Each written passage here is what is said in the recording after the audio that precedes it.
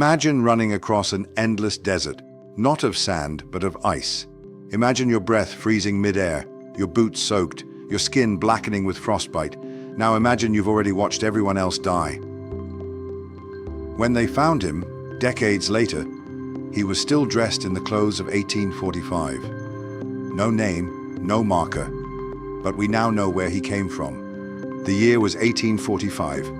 Britain, in the grip of Arctic fever, launched the most ambitious polar expedition the world had ever seen. Two state-of-the-art ships, HMS Erebus and HMS Terror, carrying 129 officers and men into the frozen jaws of the Canadian North.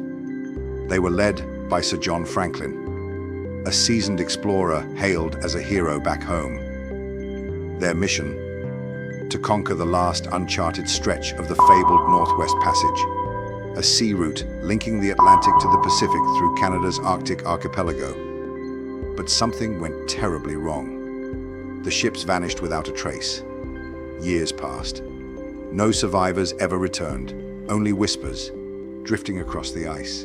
Canada's Inuit communities told haunting tales of starving white men wandering the snow, of ships trapped in the ice, of cannibalism, stories dismissed at the time as savage rumor. But the truth was far darker than anyone imagined. They were strong men, but the cold took them first, then hunger, then madness. As decades turned to centuries, the Franklin expedition became a national obsession in both Britain and Canada, a mystery wrapped in frost and silence. Until one day, in the late 1980s, a hunter on King William Island made a shocking discovery: a skeleton, partially buried in permafrost, dressed in fragments of 19th century clothing, boots still laced, buttons rusted into bone. He wasn't near the original shipwreck site. He was far inland, miles from where anyone thought survivors could have reached. But the bones were real, and the mystery was just beginning. Who was he? What drove him into the white desert, alone? And why, after more than a century, was his story finally clawing its way out of the ice? The skeleton was found lying on his side, one arm stretched forward, as if reaching for something or someone. His clothes, though tattered, matched the Royal Navy pattern of the mid-1800s. His boots, still wrapped tightly around his frozen feet, suggested he had walked a long, desperate distance. The location: King William Island, Nunavut, hundreds of kilometers from the known path of the Erebus and Terror. This wasn't just a body, it was a message carved in bone, from a man who likely died over 140 years ago and wanted to be found. Canadian scientists soon got involved. From Ottawa to Iqaluit, researchers analyzed the remains under a forensic lens. His bones told a story of suffering. Lead poisoning etched into his teeth and joints, muscle wasting from starvation, and signs that, like many from the expedition, he may have resorted to cannibalism, or at least witnessed it. But the mystery deepened. Despite all the evidence, he didn't match any known list of crew fatalities. He wasn't one of the 3 sailors buried on Beechy Island. He wasn't among the skeletons documented near Erebus Bay. In fact, this man may have walked alone for weeks, possibly months. That's when a bold step was taken: DNA testing. Teeth and bone samples were compared against the living descendants of Franklin's crew. In 2013, over a decade after testing began, the results came in. Negative. He wasn't anyone in the database. No match, no name. But the forensics gave us something else: a face. Thanks to facial reconstruction technology, researchers built a 3D model of the man's appearance, down to the curve of his lips, the sunken cheeks, the hollow eyes. It was the face of a young man, early 20s, gaunt, determined, and strangely peaceful. He had a name once. He had a mother, a bunkmate, a favorite song. But history had erased it all. Still, the ice had remembered. By now the world knew something had gone terribly wrong. The Franklin expedition, once hailed as Britain's best hope to conquer the Northwest Passage, had become a silent graveyard on the Arctic frontier. But how did it unravel? Let's rewind to 1845. 2 ships, 129 men, 3 years of rations, and a mission to chart the last unknown stretches of the Canadian Arctic.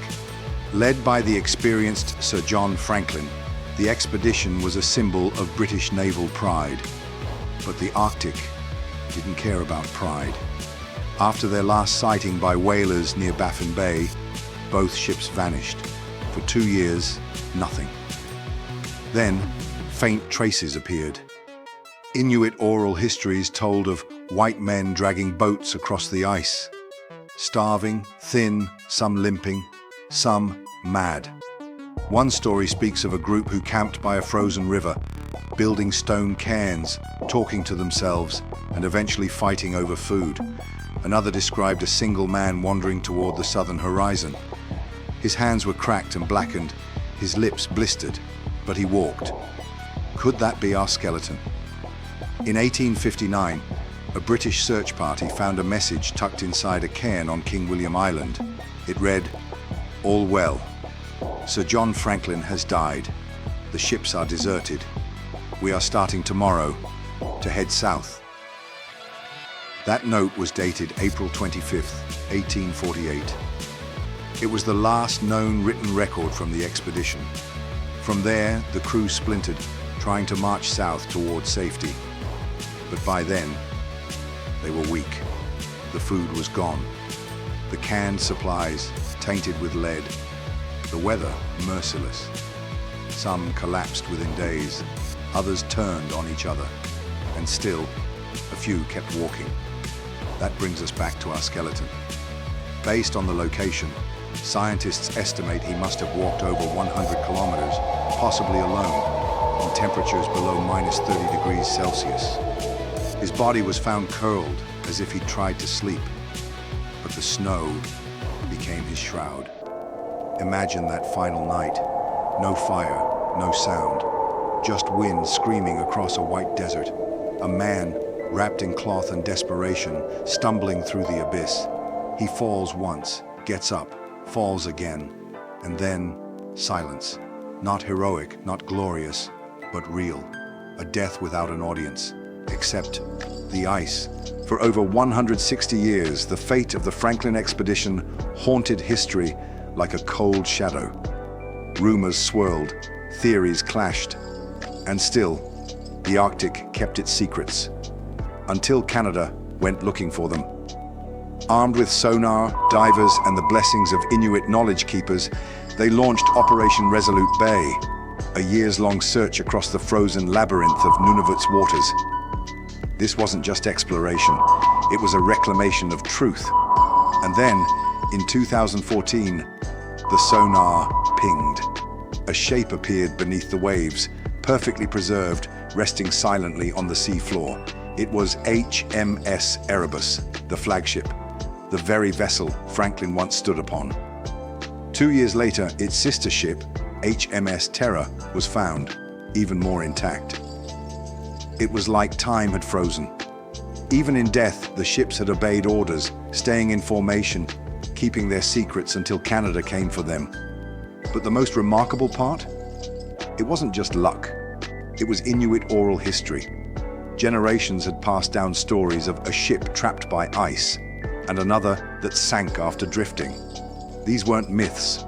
They were memories, encoded in survival, passed through language, and finally, proven true. Today, researchers believe the Inuit told us the truth from the beginning, and we just didn't listen. Among the wreckage, artifacts were recovered, boots, dishes, even a journal sealed in the cold. But still, no sign of the man we began this story with. His bones lay farther south, away from the ships, closer to the edge of what a human can endure. And here's where science meets silence. DNA testing and isotope analysis suggest he was European, likely British, but no match has been confirmed. He had no name tag, no personal item, just a story in his bones. His teeth bore traces of lead. His legs showed signs of long-term walking. His hands were curled in frost. And maybe, just maybe, he was the last to fall. the final heartbeat of an expedition that tried to conquer the Arctic and was conquered by it. He had no name, no grave, no final words. But in 2021, Canadian researchers gave him something else: a face. Using 3D scans of his skull, forensic artists reconstructed what he may have looked like. A young man with sunken eyes, hollow cheeks, and a jaw clenched against the cold. They called him John Torrington, the unknown sailor. But even that name is just a placeholder. His real identity is still trapped beneath centuries of ice and silence. What we do know is this: he walked farther than any other known crew member, past rivers of cracked ice, past skeletal remains, possibly witnessing comrades fall one by one until he collapsed alone on the shores of King William Island. A single man against an entire wilderness. But why does this matter? Because this isn't just a ghost story. It's a Canadian story. A story of exploration, both imperial and indigenous. A story of loss, but also of memory. A story that reminds us that truth can survive, buried under centuries, waiting for a nation to listen. And Canada did listen, thanks to Inuit oral traditions, thanks to scientists who preserved every scrap of bone, thanks to historians who refused to let him be forgotten. We may never know his name, but we know what he did. He walked into a storm, so we could walk into history. And that's what the Time Navigator is here for. To light a lantern for the lost. To remind the world that sometimes even a single skeleton can carry the weight of an empire's failure, a nation's silence, and the timeless courage of a man who refused to die quietly. If this story stirred something in you, don't let it vanish into the snow again. Leave a comment. What do you think happened in his final moments?